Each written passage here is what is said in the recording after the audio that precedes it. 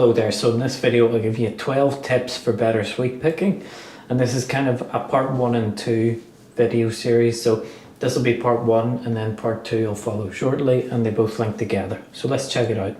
So here's the lick we're going to try stuff out with.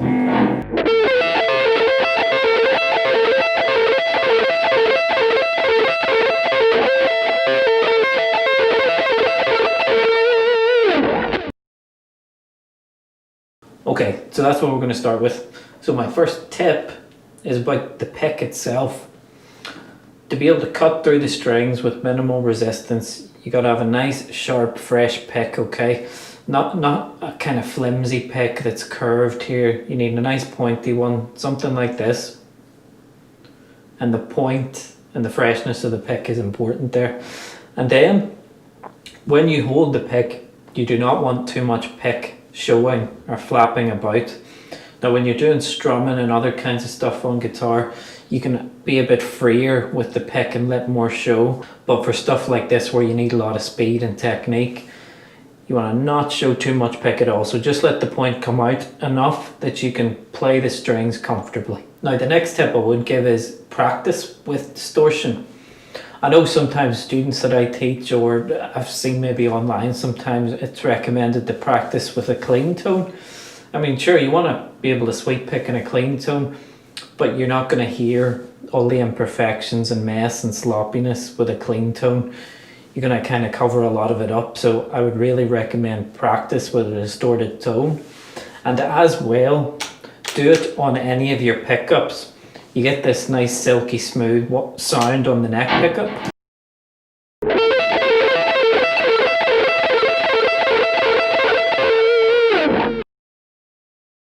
But I would also recommend practice it on the bridge pickup so you get that real trebly sound as well. And you also get used to knowing if it's exactly as clear as you think it is.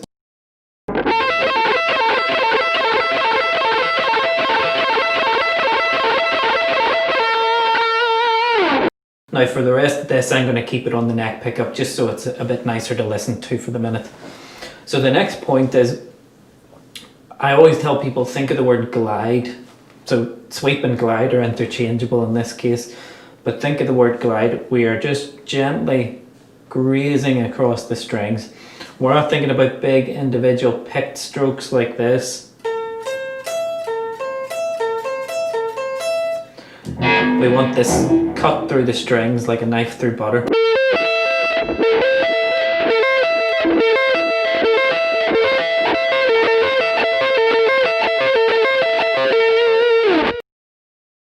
Okay, so that's important. With this kind of playing, when you're playing fast stuff like this, we want minimal movement and minimal resistance for us to get to the speeds we want to get to. So think of the word glide, okay? Now to expand upon that point, I would say that the movement when you're gliding should come from the arm, not the wrist, okay? You can do it from the wrist, but in my experience of trying to get sweep picking down to a good enough standard, I used to do most of the movement from my wrist, and there was a plateau on the speed you could get to. Now, lots of famous guys, you can see them using the wrist, and that's cool. But I'll show you why I think you should use the movement from the arm, okay? So let me demonstrate. If I was to just play this lick as normal with movement from the arm, just check out this side here. Don't worry too much about the fretting hand here.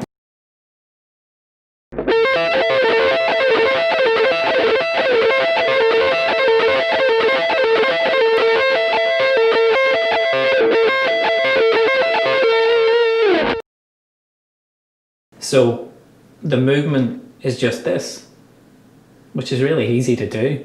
You can do that right now. Just gently push the arm that way, then pull it back. So the movement's coming from up here, okay? Now I'll do it with wristiness here to show you the difference. So again, watch this side and watch my wrist.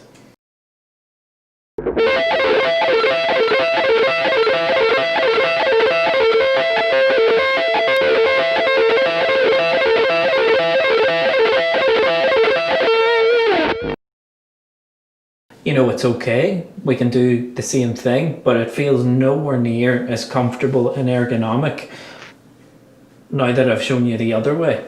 So if you already sweep pick a bit, maybe you're doing your movement from the wrist. And you know, when you see people doing it that way, it's not necessarily wrong. I just don't think you'll be able to achieve as high speeds as you want by having the movement come from your wrist. So then, back to talking about this side. Every note should be separate, as you probably know. So we don't want any string bleeding.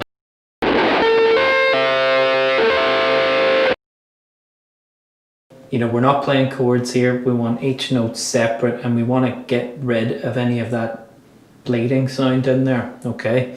So for that, you really do need a distorted tone to find that stuff out. And I'll put it on the bridge pickup here because it really tests you then. And to be honest, I prefer this sound anyway.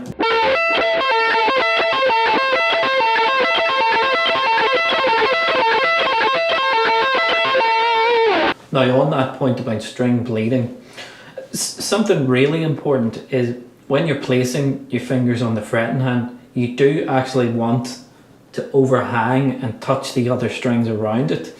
So in this lick here, when I'm using my third finger on that 14th fret of the G string, when I place my fingertip down, the pad of the finger is also nudging the D string and it's catching the B string.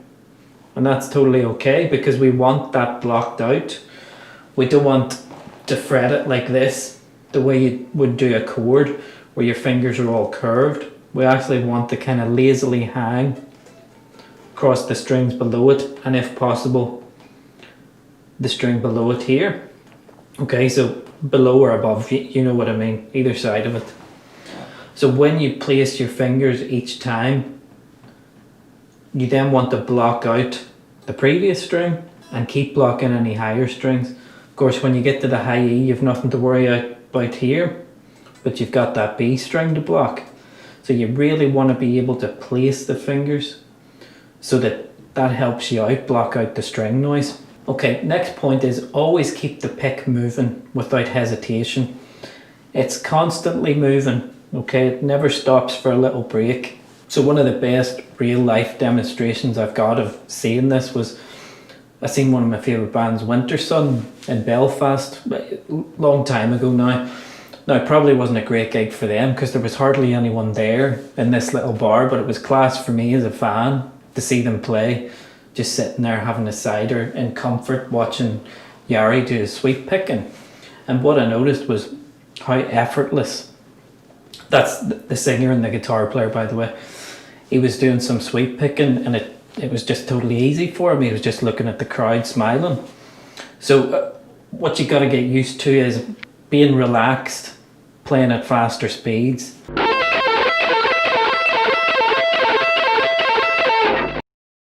And when you're doing that kind of thing, the pick is never stopping moving here. It's just constantly going. Now in this example I'm showing you, we're just using these 3 higher skinny strings. So the radius that your pick travels isn't very far, and that's important to remember as well. It's just doing that kind of movement there. Okay, so keep that in mind. The pick never stops. It's always doing this constantly. Another thing I think will help you as well is you should practice this at a slow speed. You know, the old cliche, to play fast you've got to be able to play slow. It is true, but it's also true that you need to practice the picking motions the exact same way, whether you're going fast or slow or somewhere in the middle. Don't make the pick strokes bigger, for example, if you go slow.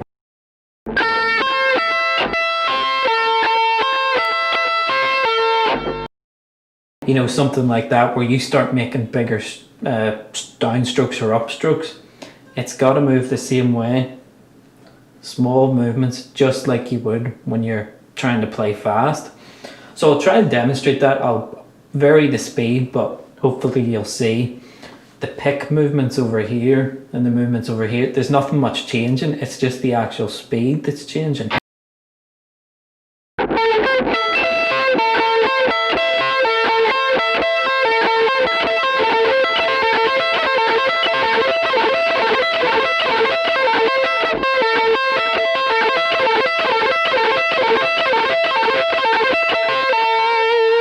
And on that point, vary the speed like that. I think I see Jeff Loomis do this in one of his Rock House DVDs where he was going over some shred stuff. Play the lick, but vary the speed, you know, go slow, but throw in some fast bursts of speed. And even if it's a bit of a mess at times, you've got to do that to build up your tolerance for playing at faster speed. So vary the speed, you know, practice it comfortably where you're really thinking and analysing, but then throw in some fast ones just to build that feeling of speed and synchronization, but then come back again and relax. So that's important. So for what I gave you there, and for any other sweep licks and arpeggios you learn, practice it ascending only, then descending only, and then join them, okay? So just to be clear on what that means. Ascending in this case.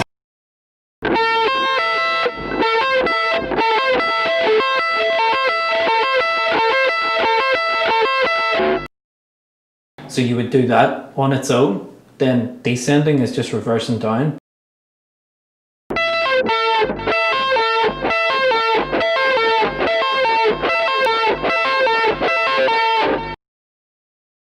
And it occurs to me as I'm talking about descending there, really the glide motion is the same, but think of it as a pullback motion. So you're cutting through the strings that way and then just pulling back. There needs to be no kind of restiness and movement here. For the movements coming from there, these are the movements we need. Cutting through the strings that way and cutting back through them. That's all we need. And then to join them both, you practice it both ways.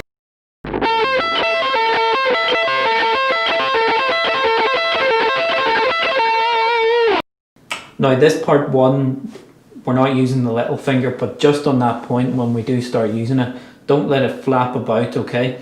Whilst you're looking at what this hand's doing, I know you'll be thinking a lot about that hand, but watch that the fingers are staying nice and compact and not dancing around, and the pinky's not like flapping and dancing out here somewhere, okay?